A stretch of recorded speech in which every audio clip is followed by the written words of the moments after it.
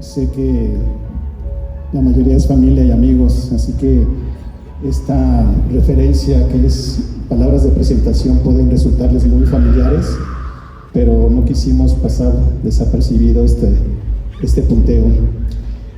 El día de hoy tengo la gracia de Dios y la distinción de un gran amigo para dirigir unas breves palabras y decir que es un verdadero gusto el presentar a una persona cuya trayectoria profesional, académica y humana refleja compromiso, sensibilidad y una profunda vocación por la educación y el desarrollo de las personas.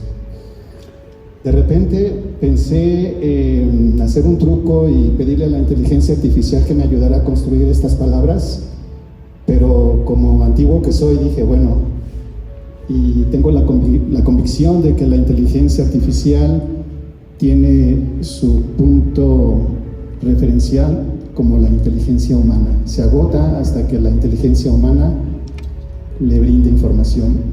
Y hay una inteligencia que espero no nos arrebate la inteligencia artificial, que es la inteligencia emocional. Y por ello es que decidí hacerlo desde el corazón y del conocimiento que yo tengo sobre esta persona que hoy nos tiene aquí convocado. De tal suerte que tengo la fortuna de haber convivido por meses y luego se hicieron años con esta persona, y me doy cuenta de que es un hombre que no solamente ha logrado en el terreno cognitivo e intelectual muchas cosas, sino también que es una persona que sin lugar a duda brinda apoyo emocional, psicológico, hasta material, entre otros muchos que le pueden solicitar y que a veces ni siquiera que le solicitemos, él está dispuesto a siempre brindar. Quiero decirte, Alejandro, que eres un extraordinario colaborador. Tuve la fortuna de, al inicio de nuestro primer contacto, ser tu jefe, y al paso de los meses y en nuestra última referencia laboral fuiste tú mi jefe.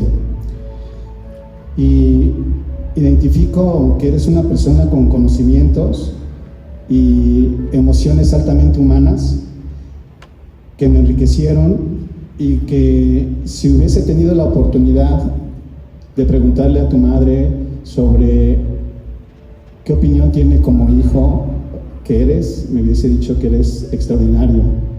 A tu esposa, que eres un gran compañero de vida, y no puedo dejar desapercibido que de tus hijos veo que te admiran, te quieren y te respetan. Dirían que eres una especie de superhéroe sin capa. Hoy nos acompaña el doctor Manuel Alejandro de la Torre Villalobos, y puedo decir que dentro de su vida laboral ha ocupado diferentes responsabilidades directivas, donde su figura de liderazgo ha permitido enfrentar los retos institucionales con dignidad, compromiso y profundo sentido humano. Más allá de los títulos y responsabilidades institucionales, el doctor Alejandro de la Torre es una persona profundamente interesada en comprender al ser humano, a sus emociones y a sus procesos internos, y de tal manera que no deja de pasar desapercibida cualquier experiencia para ir contribuyendo en el moldeo de la vida que día a día va construyendo para consigo mismo y para quienes le rodean.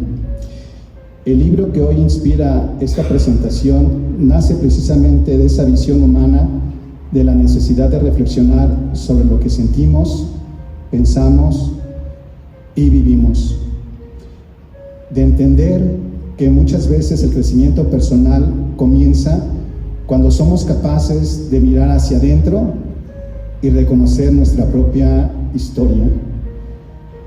La formación académica del doctor Manuel Alejandro de la Torre Villalobos incluye áreas que le permiten tener una visión amplia e integral del ser humano y de la educación. Es licenciado en Psicología, licenciado en Derecho, maestría en Educación y posee un doctorado en Educación e Intervención Educativa. Sin embargo, más allá de los grados académicos, quienes le tenemos la fortuna de conocerle, sabemos que su mayor característica es la cercanía con las personas, la sensibilidad para escuchar y la capacidad de transformar experiencias complejas en reflexiones profundas y significativas. De tal suerte que el día de hoy estamos convocados para escuchar la presentación de su libro, que es una especie de reto y de continuidad de un trabajo que su señor padre, Víctor Manuel de la Torre inició. Por cierto, que también tuve el gusto de conocer. Estoy seguro de que esta presentación será una experiencia enriquecedora, humana y profundamente reflexiva para todos y todas nosotros. Antes de iniciar, quisiera citar una reflexión de Bertolt Brecht que dice que hay hombres que trabajan un día y son buenos, hay quienes trabajan un año y son mejores, y hay otros que trabajan toda la vida y esos son los imprescindibles. Quiero que brindemos un fuerte aplauso para recibir al doctor y que hoy nos hace esta situación de compartir su libro, el doctor Manuel Alejandro de la Torre Villalobos. Amigo, el escenario es tuyo. Recibamos con un fuerte aplauso, por favor.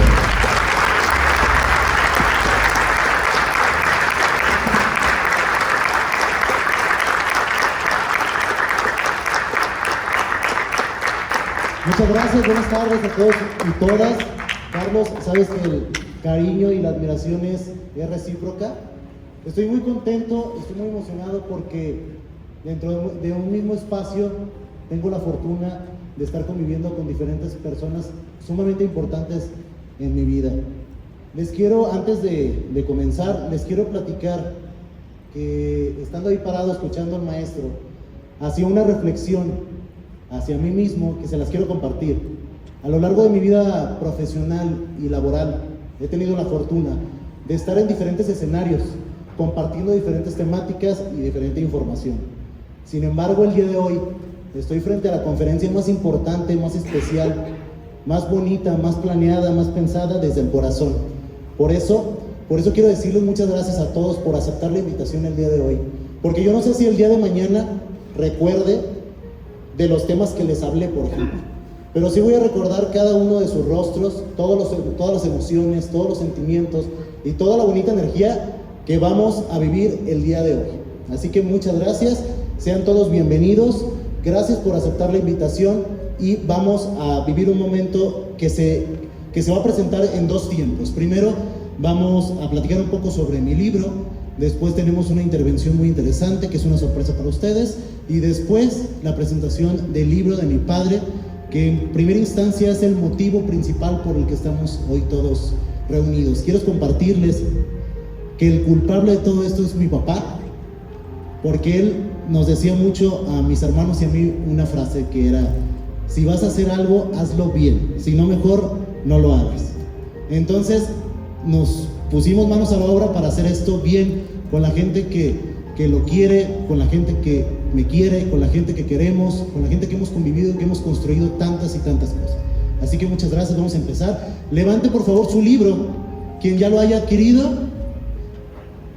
Los que no, volteen a su alrededor para poder observar la portada o las portadas. Recordemos que estamos viendo dos libros el día de hoy, entonces vamos a observar las portadas y nos vamos a dar cuenta que la portada principal de la conferencia del día de hoy es un híbrido, es una fusión entre ambas portadas, ¿sí? Tenemos del lado izquierdo un poco de la portada de mi libro, del lado derecho tenemos la portada de mi padre. Bien, ¿y por qué lo pensé de esta manera? Porque era una manera de poder mostrar a todos y cada uno de ustedes la unión, la comunicación, el cariño, la admiración mutua, el agradecimiento y la inspiración en todo momento que es, y no puedo decir que fue, que es mi padre. En cada paso que yo doy tengo que voltear a ver cómo lo hubiera hecho él, qué es lo que él hubiera querido o qué consejo me hubiera dado, porque quien quien lo conoció sabe que era un excelente oyente y que siempre tenía unas palabras que te podían hacer ver más posibilidades dentro de tu horizonte que tú ya tenías ya arreglado, ¿sí? Entonces, por eso mismo quise tener esta portada donde ejemplifique a través de estos simbolismos la unión, el cariño, la fuerza que yo siento por mi padre, ¿sí? Bueno, les voy a platicar de dónde nació este deseo por escribir el libro. La realidad es que fue algo muy, muy extraño. Estaba yo dormido y a las 3:17 de la mañana me despierto. Y me despierto con una idea bien fumada. Yo dije, que, a ver, si nos pudiéramos hacer dueños de nuestras propias emociones, si te pudieras hacer cargo y responsable de tu actuar, ¿desde dónde partirías? Y entonces no pude con tanta información y volteé y desperté a mi esposa. Ella no lo tomó muy bien, tengo que ser honesto, pero al final se me quedó viendo, me empezó a escuchar. Yo quiero pensar que me estaba escuchando y que no estaba con los ojos abiertos, dormida, pero al final me dijo unas palabras que me inspiraron muchísimo y me dijo: toma nota porque mañana se te va a olvidar. Y sí es cierto, la realidad es que cuando no tomaba notas, al día siguiente se me olvidaba. Después de eso yo quise seguir desarrollando la idea y volteé y ya estaba totalmente dormida y ya no la molesté. Pero ahora hasta aparece en mi portada del libro, ¿sí? Entonces, muchas gracias a mi esposa también por ser la inspiración y por no coartarme mi idea en ese momento y permitirme seguir investigando. Esa madrugada continué investigando, entonces, cómo era posible que el ser humano se desprendiera, se desresponsabilizara de su actuar. ¿Cómo era posible que le echáramos la culpa a Dios, al destino, a la suerte y a algunos otros elementos y te desresponsabilizaras tú, que al final era quien estabas cometiendo el acto? Pero se puede decir muy fácil, pero a la hora de desmenuzarlo nos vamos a dar cuenta que hay muchos más elementos de fondo que tenemos que conocer, ¿sí?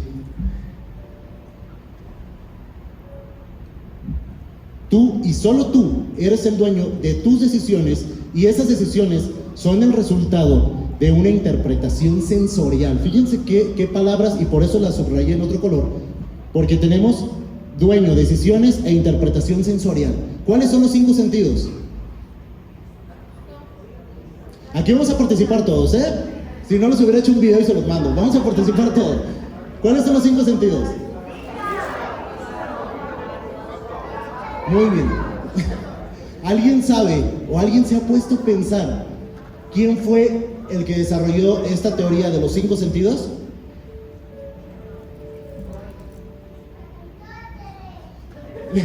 Bien, por aquí dijeron Freud. Freud escribió su libro de interpretación de los sueños aproximadamente en 1900. Entonces vamos dimensionando que Freud, que es uno de los padres de esta investigación mental y de la conducta humana, tienes pasadito de los 100 años, es muy poco tiempo, comparado por ejemplo con otras ciencias como la medicina, que tienen mucho más de 2000 años. Entonces vamos partiendo de ahí, que el estudio del comportamiento humano realmente no es tan viejo, ¿sí?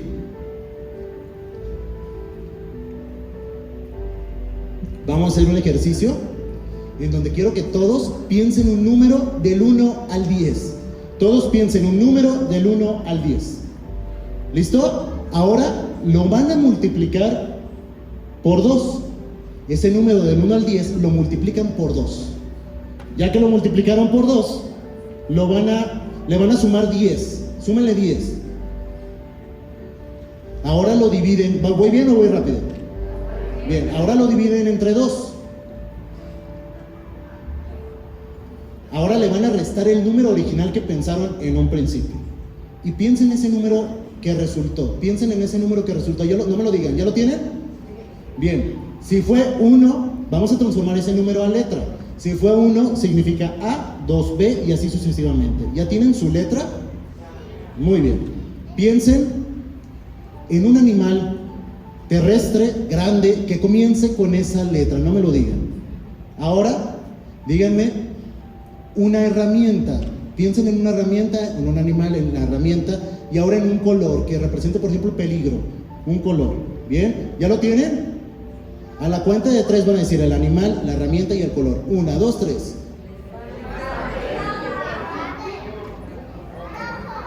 Bien, vamos a ver si le atinan que sea a uno de los 3.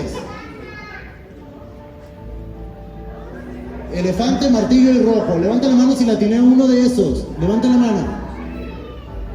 Bien, con el ejercicio que acabamos de explorar, nos podemos dar cuenta que existen muchos elementos inconscientes que se meten a su inconsciente y que representan después una decisión que entonces no fue tan tuya. Esto da miedo de conocerlo. Y quiero platicarles que, por ejemplo, la mercadotecnia, la psicología y las ciencias políticas, por lo menos, son 3 áreas que dominan muy bien esto.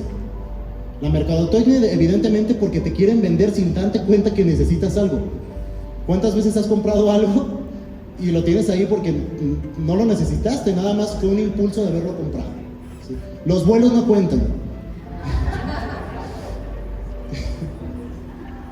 La psicología utiliza este mecanismo, o se debe de utilizar este mecanismo, con la intención de poder sanar la mente, de poder entrar en el inconsciente y ver cuál es todo este alambrerío que tenemos que desenredar, y se le presenta al paciente una serie de opciones que le van a permitir a él mismo poder elegir el camino correcto.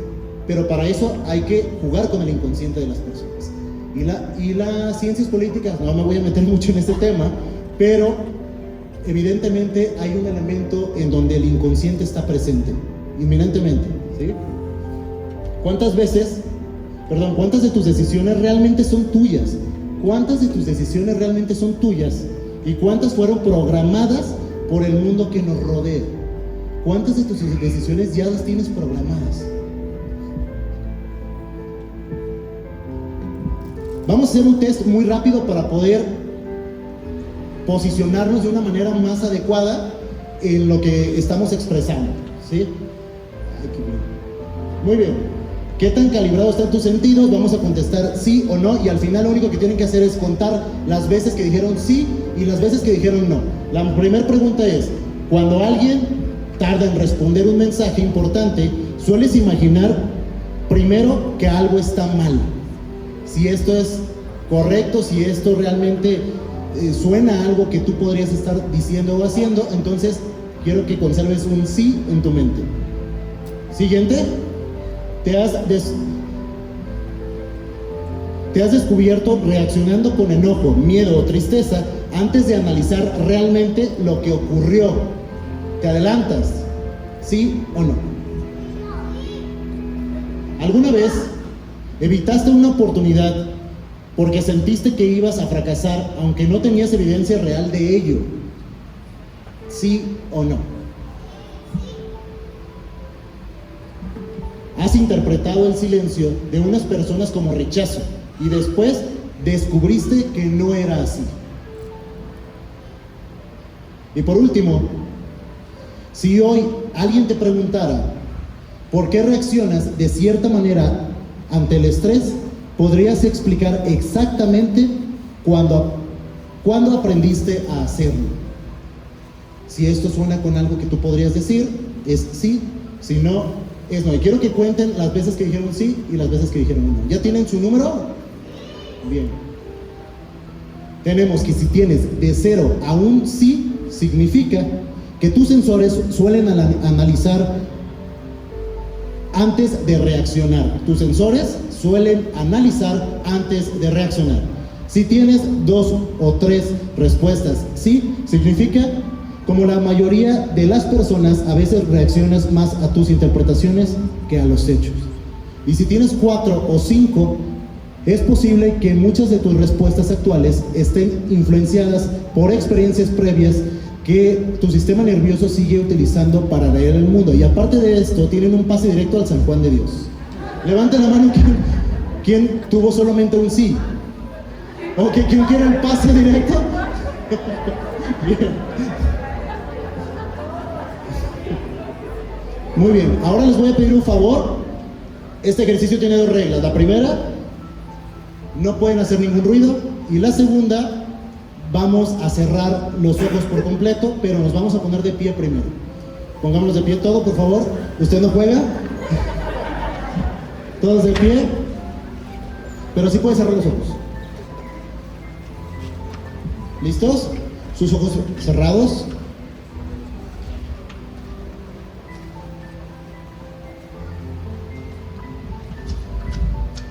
Ahora, quiero que con sus ojos cerrados se concentren en lo que les voy a decir. Extiendan lentamente su brazo derecho frente a ustedes. Manténganlo relajado pero firme. No intenten hacer nada especial.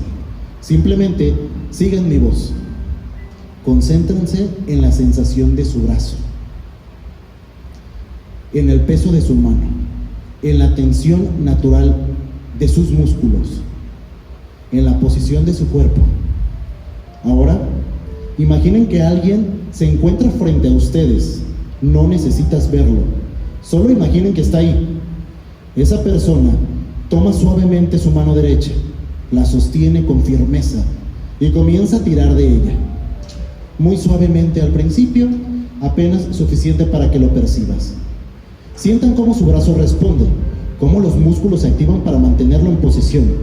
Ahora, esa persona comienza a jalar un poco más, lentamente, de manera constante, como si quisiera llevarlos hacia adelante, pero sin darse cuenta, su cuerpo empieza a prepararse. Sus piernas ajustan el equilibrio, sus músculos de la espalda se tensan, los hombros responden, su atención está completamente concentrada en la sensación. Ahora, imaginen que el tirón se vuelve un poco más fuerte, un poco más firme, como si esa fuerza quisiera moverlos. Permitan que su cuerpo responda naturalmente a lo que están imaginando.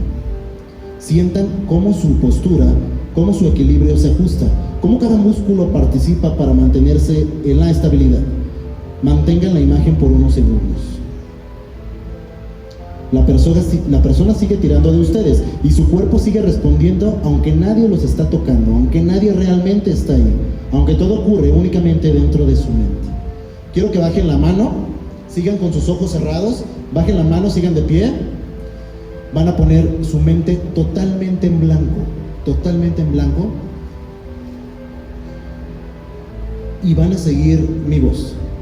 Imagina que estás en una cocina iluminada, frente a ti hay una mesa limpia y sobre ella descansa un limón.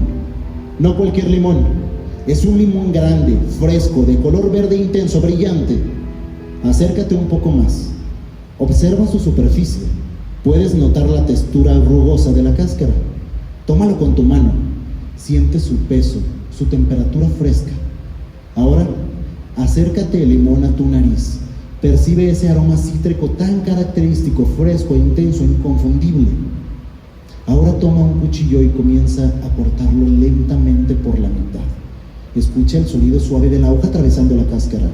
Observa cómo se abre. Puedes ver la pulpa húmeda y brillante. Pequeñas gotas de jugo comienzan a aparecer en la superficie. El aroma se vuelve más fuerte, más intenso, más fresco. Ahora, toma una de las mitades, acércala lentamente a tu boca. Observa el jugo, cómo brilla con la luz. Lleva el limón a tus labios y sin pensarlo demasiado, da un gran mordisco.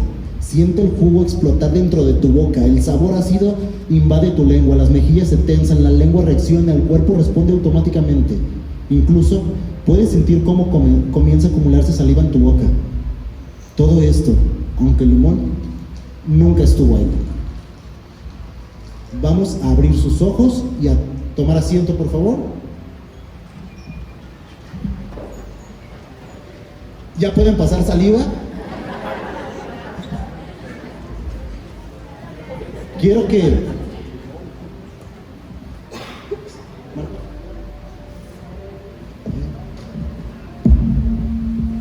me compartan qué fue lo que sintieron. ¿Qué fue lo que sintieron en los dos ejercicios? ¿Me pueden explicar cualquiera de los dos? ¿Qué fue lo que sintieron en ese momento? Adelante. Deja que pase saliva. Pasa saliva. Frescura. Frescura. Desesperación también, porque no me gusta lo ácido. Ok. Sorpresa. Sorpresa. Sorpresa de que, aunque no estaba el limón, lo estaba sintiendo. Muy bien, muchas gracias. Un aplauso, por favor.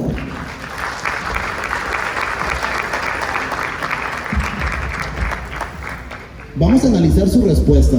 Ella trajo a su mente algo incluso incómodo porque no le gusta la acidez del limón. Y eso sucede en la vida diaria. ¿Cuántas veces experiencias del pasado de manera inconsciente se revelan en tu presente sin siquiera tú sepas por qué lo estás experimentando? Alguna escena de violencia, alguna escena traumática, alguna escena muy fuerte en tu vida, o todo lo contrario, una escena bonita, un recuerdo bonito, y entonces traes a tu mente el olfato, la vista, el oído. A lo mejor escuchas una canción que te recuerda algo en específico de tu infancia, o hueles un perfume que a lo mejor usaba una persona que te recuerda o que te trae a tu vida, a tu presente, un recuerdo muy bonito. Así funciona el cerebro, ¿sí? Vamos a desmenuzarlo un poquito más. Los 5 sentidos, hablábamos de que son los sensores que nos van a permitir el que el cerebro pueda tener el conocimiento de lo que está sucediendo al exterior. Quiero que piensen en que el cerebro está dentro del cráneo y que nunca, o posiblemente nunca, vaya a conocer el mundo exterior, pero que sin embargo ahí se toman las decisiones más importantes. ¿Cómo es posible que un órgano que está totalmente en la oscuridad tome las decisiones más importantes de tu vida? Esto significa que los sentidos le proveen de elementos del contexto, del exterior. Por ejemplo, la vista y todos los 5 sentidos que estuvimos desarrollando viajan a través del sistema periférico, sistema nervioso periférico, después sistema nervioso central, 430 kilómetros por hora por la médula espinal hacia el cerebro. Y dependiendo qué parte del cerebro sea la que necesitamos citar, entonces es ahí donde va a llegar y se va a buscar una respuesta. Así de complejo es el cerebro. Sí. Y aquí viene algo muy interesante. El 95%, y esto no quiero que se les olvide, háganlo consciente. El 95% de lo que ustedes hacen el día con día, todo, el 95% no deciden ustedes hacerlo, sino que ya es un elemento automático, un elemento inconsciente. Por ejemplo, respirar, conducir, interpretar caras, emociones, lenguaje, hábitos, filtrar miles de estímulos sensoriales. Ya vimos que es un estímulo sensorial. Todo eso es el 95% de lo que tú haces diario. Solamente el 5% aproximadamente tú tienes control sobre él. Entonces, ¿qué pasa cuando te enfrentas ante una escena donde tienes que reaccionar de determinada manera? Y reaccionas de manera violenta, por ejemplo, y no te explicas por qué fue así, por qué lo exageraste tanto, y después lo reflexionas y dices, creo que me pasé. ¿Pero por qué? Es ahí lo interesante, el poder irnos hacia tu pasado y poder identificar si tus métodos de resolución de conflictos en tu infancia, en la crianza, fueron de determinada manera. Y ojo, no porque así se te enseñó significa que así tiene que ser siempre. Y mejor aún, no porque así se te enseñó significa que tú lo vas a enseñar así a tus niños, a tus estudiantes o a tus hijos. Rompamos los patrones. Y aquí está la respuesta, por ahí la escuché atinadamente, fue Aristóteles, 350 antes de Cristo. Más de 2000 años tiene esta teoría. Yo les preguntaría a ustedes, si esta información tiene más de 2000 años, por una persona, Aristóteles, que pensaba que el cerebro solamente servía para enfriar el cuerpo, que solamente era el radiador del cuerpo, que no tenía otra función más que enfriar el cuerpo. Eso decía Aristóteles. Y también dijo que existían 5 sentidos. Si nos ponemos de manera muy analítica y objetiva, 350 años antes de Cristo, ¿ustedes creen que no existan otros sentidos que tengamos nosotros? Yo les pregunto, ¿alguna vez has sentido que alguien te ve y no lo has visto tú, no lo has escuchado, no lo has olido, ¿Has sentido la energía de que alguien te está viendo y volteas y realmente sí te estaba viendo? ¿O has sentido esto para los gemelos o para las mamás o los papás?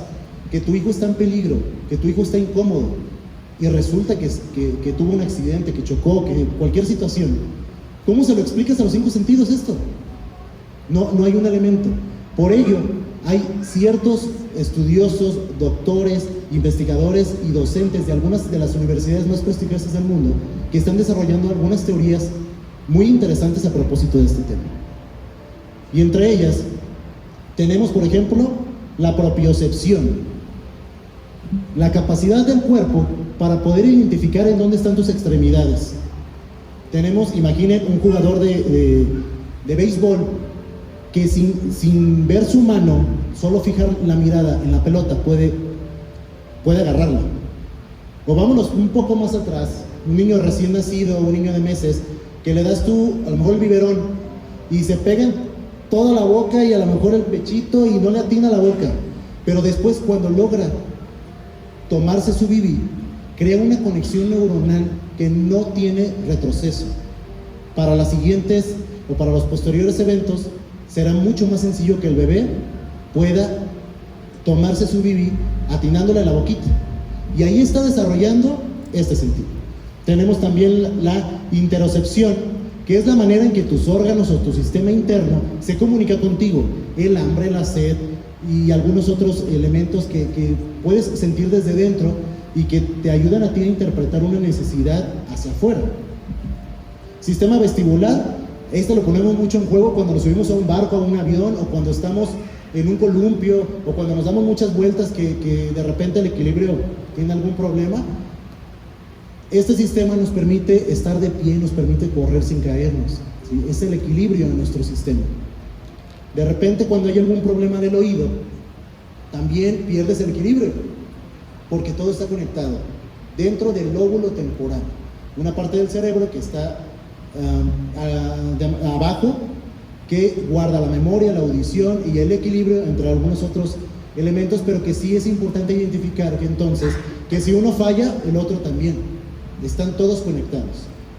Cronocepción es lo que me permite a mí saber que actualmente tenemos 32 minutos de conferencia y que es lo que respecto al reloj yo puedo saber cuánto tiempo ha pasado, y aquí se ve dificultado esta habilidad cuando te la estás pasando muy bien.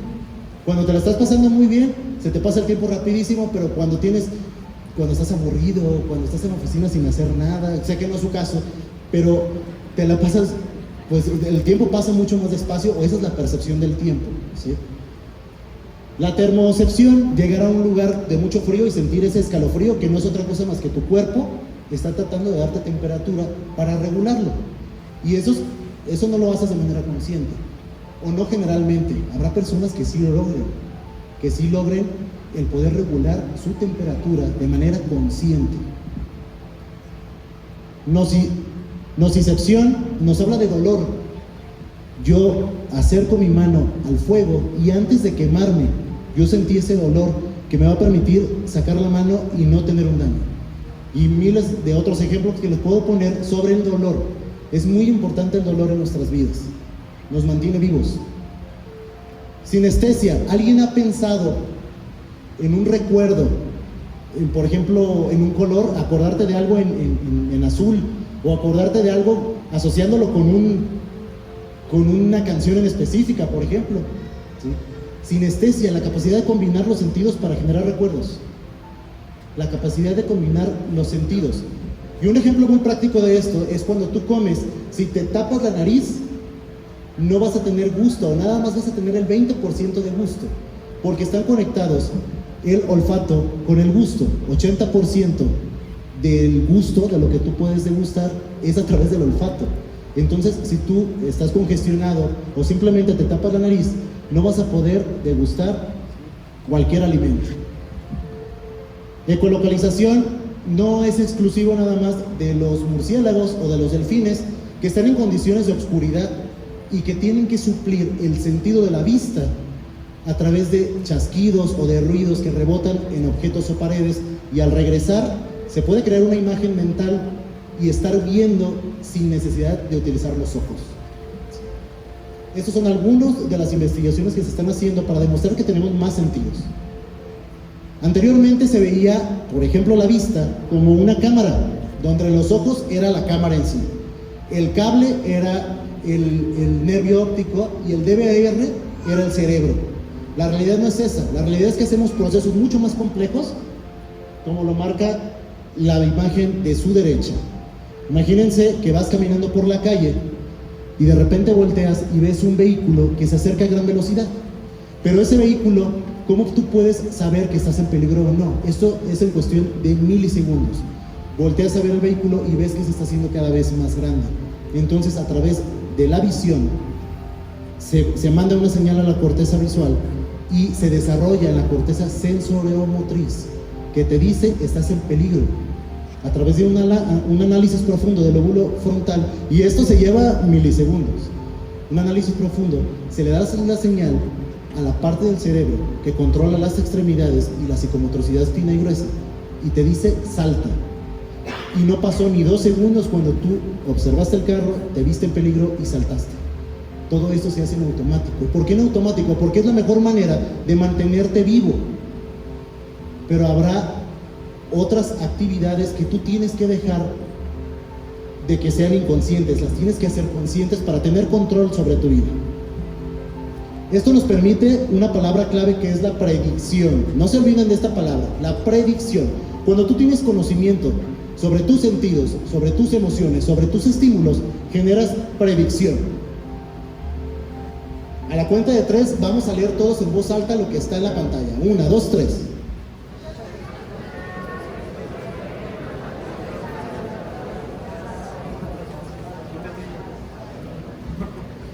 Yo les pregunto a ustedes, ¿cómo pudieron leer esto si está todo desordenado? Predicción. El cerebro va a buscar la manera de solucionarte los problemas lo más rápido posible. Por eso, llena huecos y genera letras donde no las hay para que tú puedas leerlo. Y no te has dado cuenta, pero ya lo hiciste. Necesito 2 voluntarios, voluntarias. Adelante, Blanca y Miguel Ángel. Un aplauso para ellos, por favor.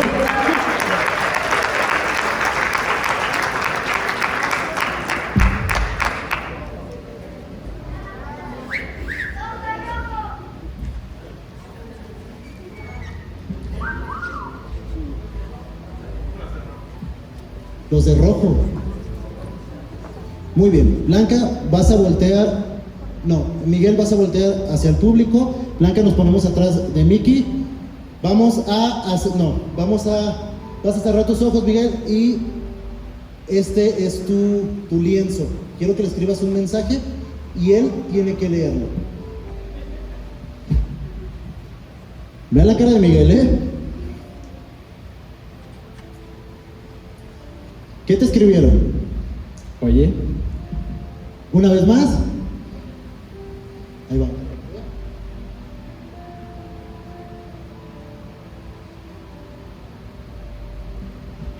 Te amo. Muy bien, un aplauso para ellos, por favor.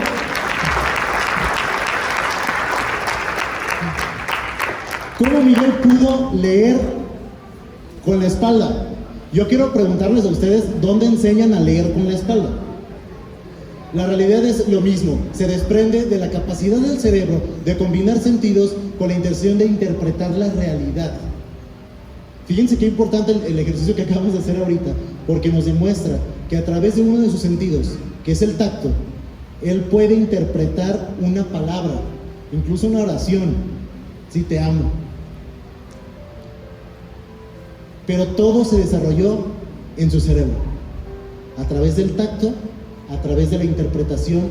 ¿Qué pasa si él no supiera leer, no supiera escribir, o simplemente no supiera español? No existiría una decodificación del código que le pusieron a la espalda. Así trabaja el cerebro, fusiona todos los sentidos para darte una percepción lo más puro posible de la realidad.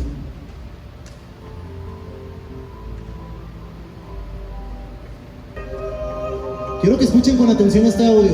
Es más, pueden cerrar los ojos. Escuchen con atención. Traten de interpretar qué dice.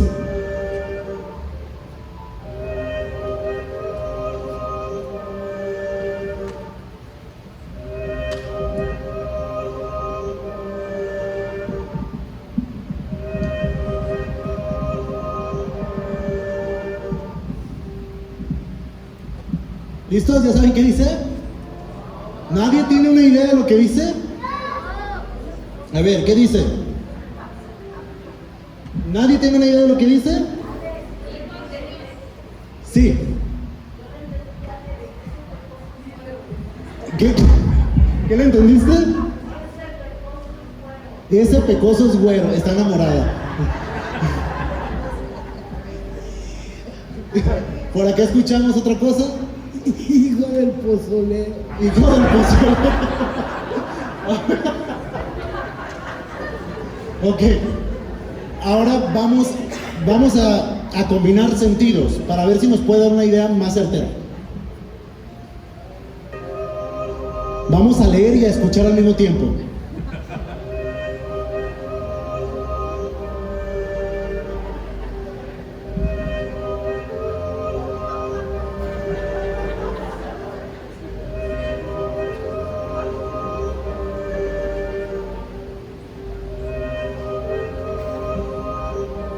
¿Ya le encontraron sentido ahora sí?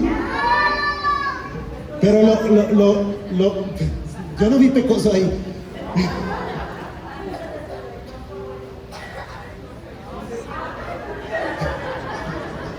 Okay. ¿Cómo dependiendo lo que tú lees, tu sentido de la vista le dice el de la audición que estás escuchando lo que quieras, dependiendo lo que leas? Así funciona el cerebro. Y las personas que tienen estos conocimientos y pueden jugar contigo a través de tus sensores, de tus estímulos, pues entran en tu inconsciente y tú no te das cuenta. Tenemos que ser conscientes de lo que está sucediendo a tu alrededor y muy importante de cómo lo interpretas, cómo decodificas los códigos que están a tu alrededor. Y repito la pregunta: ¿cuántas de tus decisiones realmente son tuyas y cuántas fueron programadas por el mundo que nos rodea? Al principio, cuando proyecté la pregunta o incluso cuando les platiqué de mi sueño, se sentía como que era muy sencilla la respuesta, ¿no? Pero cuando ya vas entrando en estos ejercicios, te das cuenta que realmente hay una programación que tenemos y que nos invita a actuar de determinada manera.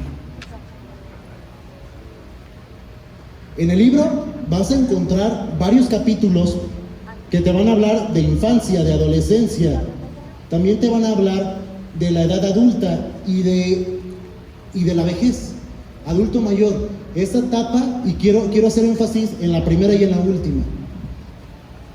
La etapa del adulto mayor, me obligué con mucho cariño a escribirla, porque es el sector, lo digo con todo el respeto del mundo, es el sector más vulnerable, más descuidado que tenemos. Personas con muchísima capacidad, con mucha experiencia, con toda la vida vivida literalmente, que los hacemos a un lado, que no estamos ahí presentes, que incluso en ocasiones los tratamos como niños y se nos olvida que ya vivieron toda una vida y que son parte de nuestra existencia.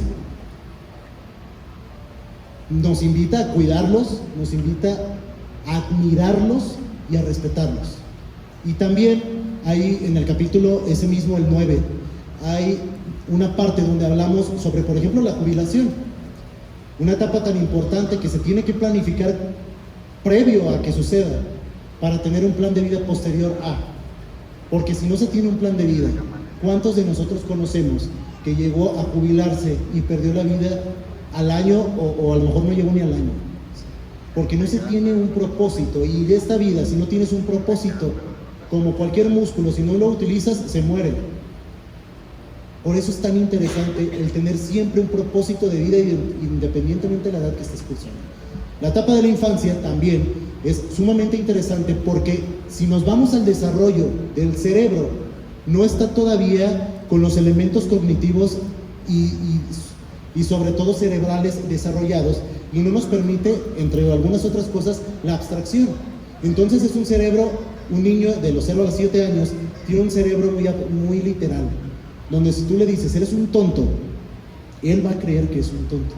Pero cuando digo lo va a creer es que realmente se va a convencer de lo que lo es. Y si tú le dices eres muy inteligente y si te equivocaste ahorita es para que aprendas, y lo vayas a hacer mejor, también se lo va a creer. Pero cuando descuidamos esta parte, cuando no estamos presentes con nuestros hijos o nuestros alumnos, cuando no tenemos la sensibilidad para preguntarles cómo estás, para preguntarles cómo amaneciste, cómo te sientes hoy, cuando damos por hecho que es un niño y que va a seguir su transcurso de vida natural, cuando no nos sensibilizamos que están viviendo las bases literalmente de su edad adulta, que cómo resuelvan los problemas los padres, los docentes o cualquier cuidador, determinará la manera en que programamos a ese ser para que en la edad adulta así se comporte. ¿Qué misión tan grande tenemos, no? ¿Qué misión tan grande? ¿Qué responsabilidad tan grande? El poder escribir, programar en otra persona, en otro individuo, y con eso garantizar el éxito o el fracaso en su vida. Porque con nosotros lo hicieron, y la invitación hoy es: identifica qué programación tienes. ¿Qué programación tienes? Identifica si te es funcional, y si no, corta patrones de comportamiento. No porque tu padre o tu abuelo se comportó de determinada manera, significa que tú tienes que ser así porque ya estás destinado a hacerlo. Corta patrones de comportamiento. Este experimento que les quiero platicar se llama el experimento del carrusel de los gatos. Y va muy de la mano con la infancia, lo que platicábamos de la infancia. En una cajita de vidrio pusieron un gatito, y en un carrusel con diferentes obstáculos pusieron otro gatito.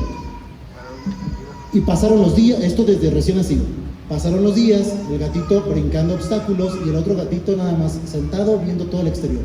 Los estímulos visuales, que es el entorno del laboratorio, era el mismo para los dos. Pero cuando los liberaron, cuando los sacaron al jardín a que exploraran el mundo exterior, se dieron cuenta que el gatito que estaba aquí ni siquiera caminaba y estaba sumamente asustado. Y el gatito que estuvo en contacto con estar brincando, estar rasguñando, estar mordiendo, estar probando, estar chupando, etc., fue un gatito que se fue muy emocionado a descubrir lo que estaba alrededor del jardín. Cuando llevamos este experimento a la infancia, sería muy interesante que nos preguntáramos nosotros si a nuestros hijos los tenemos dentro de este cubito o aquí. Porque tampoco digo que los sueltes y que hagan lo que quieran. No, siempre tiene que haber una guía, pero se tienen que equivocar, se tienen que caer, tienen que probar tierra, tienen que divertirse, tienen que mojarse, porque va a ser la única manera en que comprueben que el mundo exterior está vivo y que ellos pertenecen a él. Y cuando tú no estés presente, y no digo porque ya vayas a fallecer, no necesariamente, cuando tú no estés en el kinder con ellos, o en el maternal o en la primaria, cuando tú no estés en el parque, cuando tú no estés con ellos, ellos se van a enfrentar a un mundo real. Y tú los estás preparando para ese mundo real, para ese mundo donde existe el depredador que los quiere estar viendo, tomándoles fotos en el mejor de los casos, por no meterme más detalles. Si los has preparado para decirles que allá afuera hay gente mala y hay gente muy buena, pero que tenemos que aprender a diferenciarnos y que ellos aprendan a no confiar en cualquier persona, a cuidar su cuerpo, a conocer su cuerpo. ¿Los tienes aquí o los tienes aquí? Hablábamos de la corteza sensorial, que es esta, que es donde se analizan, se desenvuelven todos los elementos del exterior hacia el interior. Está en frontera con el lóbulo parietal. Este cerebrito, aquí están los ojos, aquí está la nariz. Es como si yo estuviera de esta manera, es igual el cerebro. Aquí están los ojos. Esto, lo que está en su frente, es lo que los hace diferente a un perrito, a un animal, porque es el lóbulo frontal. Este me permite el poder analizar, reflexionar, pensamiento crítico, lógica, etcétera, etcétera, etcétera. Parietal, entre muchas otras cosas, psicomotricidad fina y gruesa, en la parte de arriba del cerebro. Occipital, todo lo que tiene que ver con la visión, entre otras cosas. Y temporal, audición, equilibrio, memoria, entre otras cosas. Y la corteza está en medio, y no es una casualidad, porque cuando hay un elemento que tú estás cruzando la calle y un auto te puede atropellar, tienes que acordarte si eso significa que el auto se está acercando, y lo reflexionas, lo analizas, y das la indicación al parietal para que brinques y no te atropellen. Por eso está en esa posición. Del lado izquierdo tenemos ejemplos de un entorno tóxico, un entorno no favorable, violento, y del lado derecho tenemos un entorno saludable donde el córtex está regulado. Y fíjense qué interesante, cuando el cerebro se analiza, se tiene la capacidad de identificar en las diferentes zonas del cerebro si hay alguna lesión que se propició a través de esta infancia, en este ejemplo, de esta infancia violenta. Hay cambios fisiológicos en el cerebro. Aquí les voy a platicar del caso de Aaron Hernández. Aaron Hernández es una persona de la NFL, 27 años de edad, con todo su éxito hasta la cima. Una persona que tuvo la oportunidad de ganar un Super Bowl, que fue el mejor ala derecha, que tenía lo que quería, el contrato que quería. Algo sucedió muy importante con él.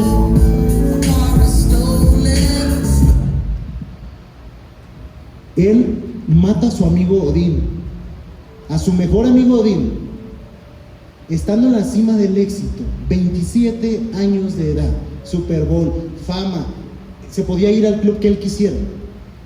Y en un arranque mata a su amigo, a su mejor amigo. 2015 lo meten a prisión y dentro de las investigaciones se dan cuenta que había tenido otros 2 homicidios. Creo que un año después pasó cuando él se suicida dentro de la prisión. Sus familiares no podían concebir que él, estando en donde siempre soñó, se cayera en este tipo de comportamientos. Así que donó su cerebro a la ciencia. ¿Qué encontraron en su cerebro? Del lado izquierdo tenemos un cerebro sano de una persona de 27 años y del lado derecho tenemos el cerebro de Aaron Hernández. Esa zona del cerebro que regula las emociones, de la que hablábamos antes, estaba totalmente con un orificio en toda esa zona. ¿Qué significa esto? Que él tuvo un daño cerebral, no del interior al exterior como lo vimos antes, del exterior al interior, a través de golpes, de todos los golpes de la NFL. Y no nada más fue él. New York Times hace un estudio donde de 111 cerebros pertenecientes a exjugadores de la NFL, 110 compartían esta misma peculiaridad: encefalopatía traumática crónica, golpes en la cabeza, y está presente en el boxeo también y en algunos otros deportes de contacto donde el cerebro está expuesto a esos golpes repetitivos, esos traumatismos que vimos que ya tienen consecuencias, y ahí están las pruebas. ¿Qué quiere decir? Que al dañar esa parte del cerebro que regula los comportamientos, de manera impulsiva, él mató a su amigo.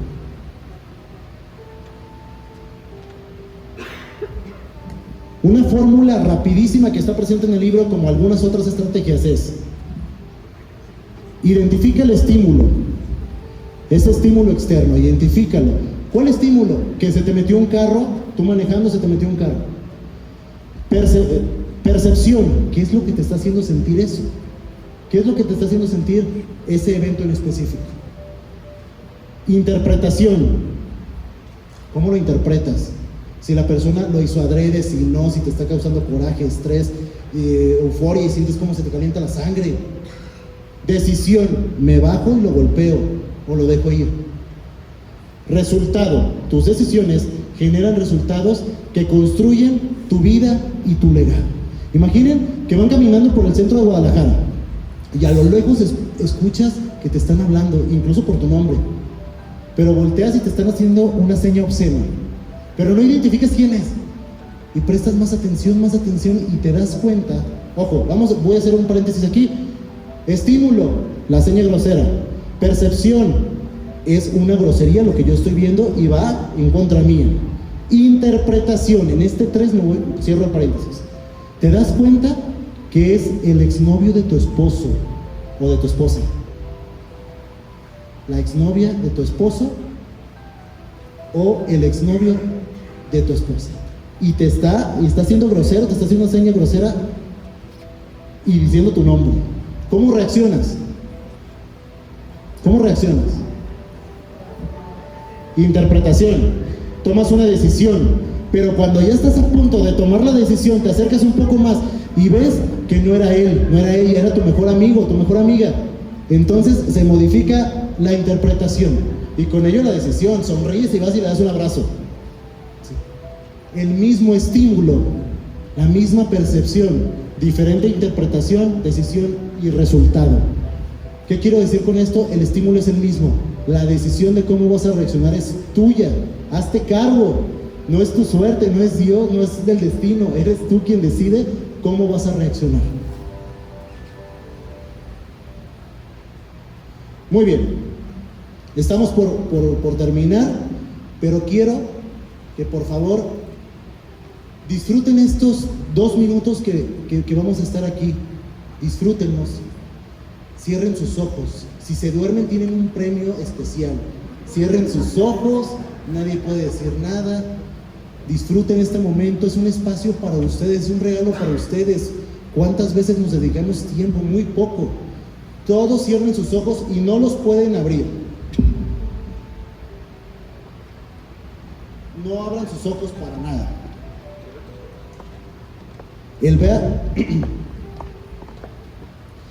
A continuación, quiero que cierren sus ojos, tengan su mente totalmente en blanco. Quiero que respiren lo más fuerte que puedan, que se inflen los pulmones lo más fuerte que puedan y que retengan esa respiración 4 segundos y después la suelten lentamente.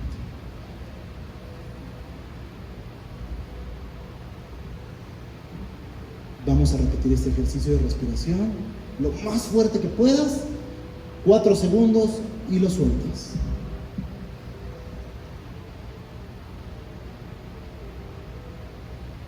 Una vez más.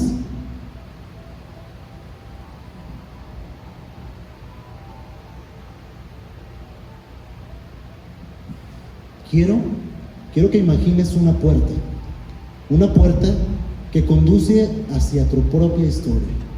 No a la historia que cuentan los demás, sino a la historia que los convirtió en quienes son. Acérquense a esa puerta, obsérvenla. Quizá tiene un color, quizá una textura, quizá representa una época de su vida.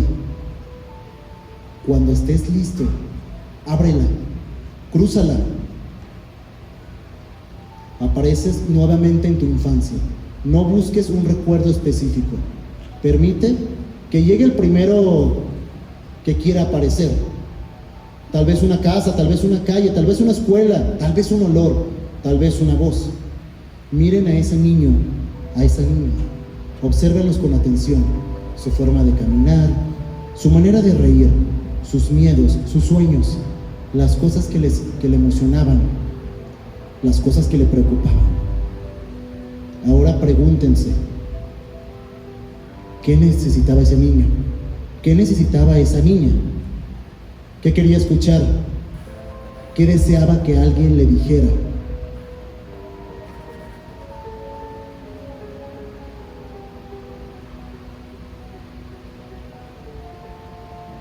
Ahora observen quiénes estaban cerca, quiénes eran las personas más importantes para ustedes. Quizá mamá, quizá papá, quizá sus abuelos, algún hermano, algún maestro, quizá alguien que ya no está, quizá alguien que cambió su vida sin darse cuenta. Mírenlos como si estuvieran ahí frente a ustedes, sonrían para recordar. Permitan que aparezcan los detalles, sus rostros, sus voces, sus gestos, su forma de abrazarlos. Ahora imaginen que tienen la oportunidad de hablar con ellos una vez más. No hay límites, no hay prisas, no hay interrupciones. ¿Qué les dirían? ¿Qué palabras han permanecido guardadas durante años? ¿Qué agradecimientos nunca expresaron? ¿Qué perdones se quedaron pendientes? ¿Qué emociones necesitan salir? Díganlo para ustedes en silencio hacia adentro. Ahora escuchen, imaginen que ellos también pueden responder. ¿Qué creen que les dirían hoy? ¿Qué consejos les darían? ¿Qué les agradecerían? ¿Qué reconocerían de ustedes? Permitan que esas palabras lleguen sin juzgarlas, sin analizarlas, solo escúchenlas. Ahora el tiempo comienza a avanzar. Ese niño crece, es adolescente, aparece, mírenlo, luchando por encontrar su lugar, cometiendo errores, tomando decisiones, aprendiendo, cayendo, levantándose. ¿Qué necesitaba escuchar en ese momento de su vida? ¿Qué consejo le darían hoy? Con toda la experiencia que poseen, acérquense y díganse. Ahora, el tiempo nuevamente avanza y llegan al presente, aquí, hoy, en esta sala, en esta conferencia, con toda la historia que han vivido, con todas las personas que los ayudaron a llegar, con todas las heridas, con todos los aprendizajes, con todas las victorias.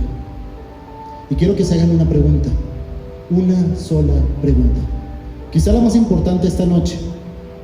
¿Qué legado estoy construyendo con las decisiones que tomo día a día?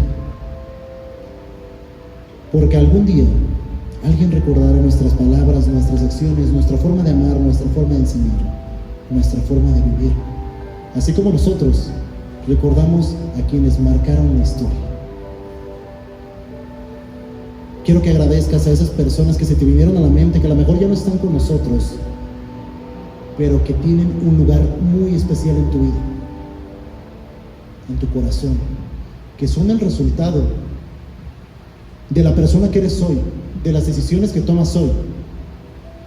Quiero que pienses en ellos con mucho respeto, con mucho amor y mucho agradecimiento. Quiero que no los olvides, porque siempre están contigo, en cada decisión que tomas, en cada actuar que desarrollas en tu vida y en cada momento que pisas esta vida y que tienes la fortuna de aún estarla caminando.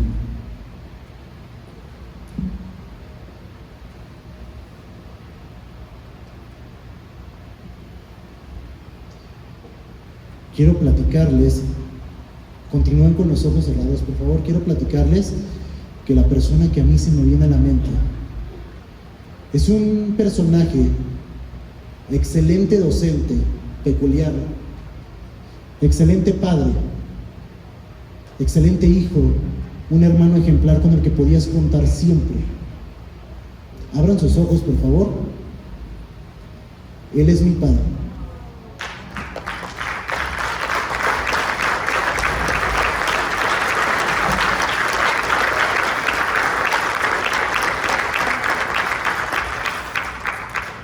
Él es mi padre y les quiero platicar una de 1000 anécdotas que él tenía. Si lo conocieron bien, saben que siempre había un tema de conversación. Para los que no lo conocieron, se los voy a presentar y les voy a platicar un poquito de él. Durante los últimos 11 años, antes de que él falleciera, fue muy importante para nosotros el asistir al rancho, el asistir a los pueblos de los Altos de Jalisco, a recabar diferentes historias, anécdotas. Él se llevaba su grabadora de pilas y no lo detenían nada. Nos podían dar las 11 de la noche metidos en la sierra, entre calles de terracería, con un señor en una silla de ruedas de 103 años, los dos muertos de risa, y esta era la escena que yo veía constantemente. Mi papá era un apasionado de la investigación de sus orígenes en este sentido, de dónde pertenecía, de dónde surgió tanta familia tan hermosa, cuáles son los antecedentes de esta familia. Consiguió testimonios y tengo cassette repletos de entrevistas. Y cuando llegábamos a las 11, 12 de la noche un domingo, no bastaba. Se ponía en su computadora y mis hermanos, mi mamá no me van a dejar mentir, y se ponía a vaciar toda la información, aunque él entrara a la normal a las 7 de la mañana. Se ponía a vaciar toda la información de ese libro que ahora tienen en sus manos. Les quiero platicar que para mí es muy importante esta ya noche, creo, día todavía. Para mí es muy importante este evento porque, como les dije, si vas a hacer las cosas bien, si no vas a hacer las cosas bien, mejor no las hagas, ¿no? Entonces, la intención es hacer las cosas bien con la familia, con los amigos, con las personas más queridas por mí, evidentemente, por mi familia y por él. Pero les voy a platicar algo muy doloroso, pero muy hermoso al mismo tiempo, con el respeto de mi madre y de mis hermanos que están aquí presentes, de sus hermanos también. Un día su servidor estaba trabajando en un colegio muy cerca de donde él había sido hospitalizado. Y era muy extraño, quien lo conoció sabe que era muy extraño que él cayera a un hospital. De hecho, yo no tengo un recuerdo muy vivo de que él estuviera en un hospital. Entonces, cuando mi madre me llama y me dice que estaba en un hospital, yo sí me preocupé, aunque ella hacía lo posible por aminorar lo que estaba sucediendo. Yo salí del colegio y me fui al hospital. Ya estaban mis hermanos, ya estaba mi madre, evidentemente, y todos estaban muy preocupados, todos tenían una cara de que sabían cuál era la posibilidad. Cuando entro a ver a mi padre, pues él siempre fue un roble, una persona muy fuerte, y verlo con el oxígeno y aún así platicando, sacando conversación, para mí era increíble el poder ver eso.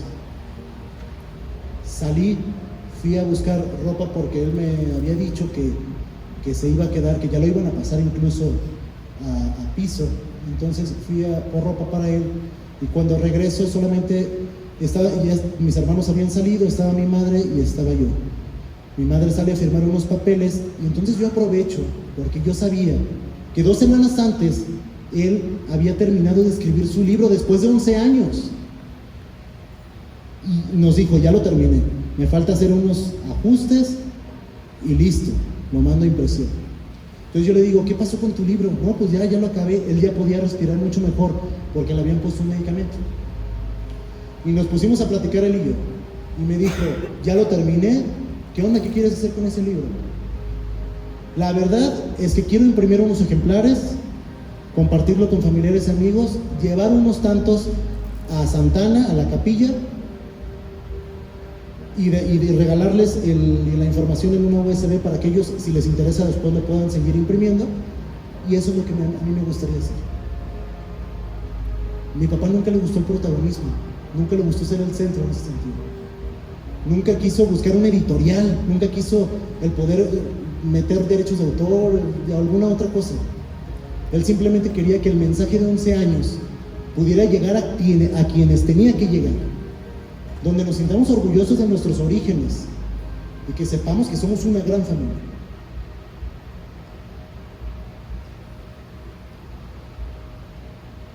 Por eso, posterior de esa plática, que yo ya no le seguí sacando información porque vi cómo se empezó como a agitar, nos quedamos en silencio y yo empecé a pensar en una estrategia para poder mandar a imprimir esos libros y efectivamente hacer lo que él quería hacer. Cuando levanté la mirada para verlo, él estaba teniendo un ataque. Mi madre llegó, lo abrazó y él la volteó a ver con una mirada de amor y al mismo tiempo de desesperación. Salió corriendo a mi mamá para buscar los servicios médicos. Yo lo abracé de su cabeza y le di un beso en la frente. Y vi cómo fue su último aliento, dejó de respirar. Una hora antes, yo hablé con Dios y le dije, te voy a pedir un único favor, que si es el tiempo en que Él se vaya, que se vaya sin dolor, que se vaya de la mejor manera posible, porque quiero que su muerte sea el reflejo de su vida, una vida de paz, de amor, de respeto, de tranquilidad. Y Dios me respondió y generó las condiciones para que yo estuviera ahí en el último aliento de su vida. Yo estoy en paz con Él, Él está en paz conmigo, mis hermanos, su familia, estamos en paz con él porque él fue un hombre que siempre dio todo por todos y que no puedes estar mal con él. Él se fue como un grande y por eso hoy yo no podía permitirme el ir a sus casas y darle su libro. Teníamos que hacerlo en grande, porque una persona como él merece un homenaje como este. Por eso decidí hacerlo de esa manera.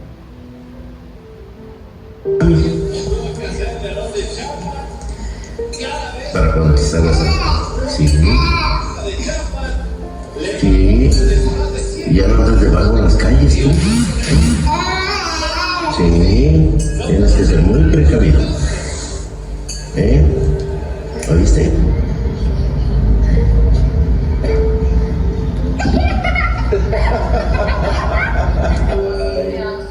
Canta y no llores. Para tú.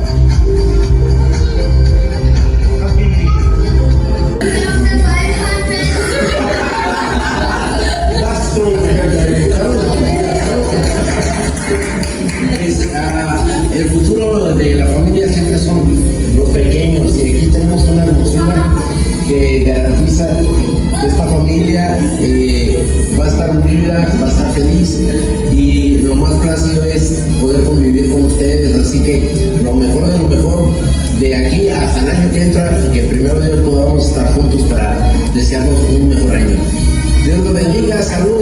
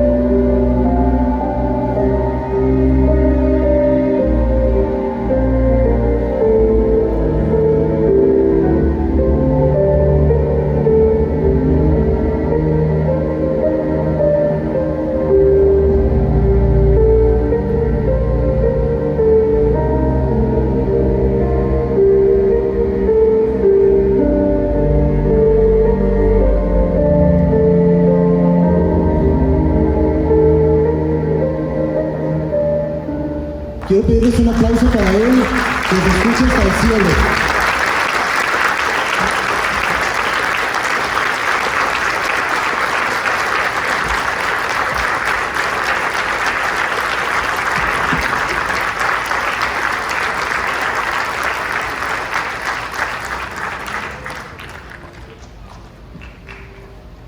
Una de las principales manifestaciones del ser humano, propósitos, es poder dejar huella en otras personas. Y yo estoy seguro que él dejó huella en todos y cada uno de los que tuvimos la oportunidad de conocerlo, de convivir con él. No vinimos solo a vivir, vinimos a dejar un legado. Tu cerebro se recalibra hoy para que tu impacto dure para siempre. Él definitivamente, con su estilo muy peculiar, logró tocar todos nuestros corazones, y el día de hoy no podía pasar desapercibido. Él la semana pasada cumplió ya 3 años que no está con nosotros, y era una deuda que tenía su servidor, porque el legado de mi padre se tiene que seguir manteniendo vivo. Yo les quiero agradecer profundamente el que se hayan dado cita el día de hoy a estar compartiendo estos momentos entre todos nosotros, muchos que tenía años sin ver, otros no tanto, pero que es el mismo gusto con el que los veo. Quiero decirles que en mí podrán encontrar un servidor, que esto lo hice con muchísimo cariño, con la intención de que de que mi padre siga siendo el gran roble que siempre fue para nosotros, ¿sí? De verdad, de antemano, muchísimas gracias y quedo a sus órdenes. Gracias por todo.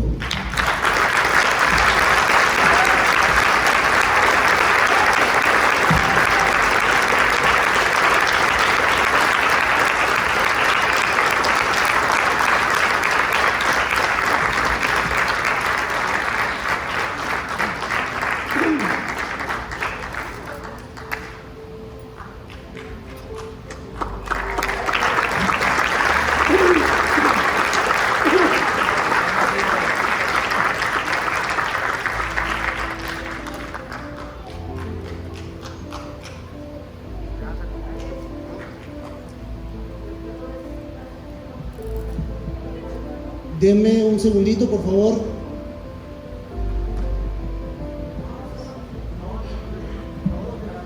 Estabas hablando de las últimas palabras que te dio tu papá. Te quería compartir que sus últimas palabras hacia mí fue: cállate, pendeja.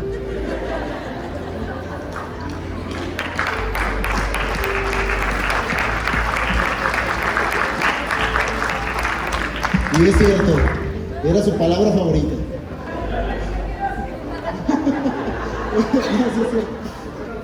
No, era con mucho cariño. Si te lo decías porque tenías un lugar en su corazón. Bien.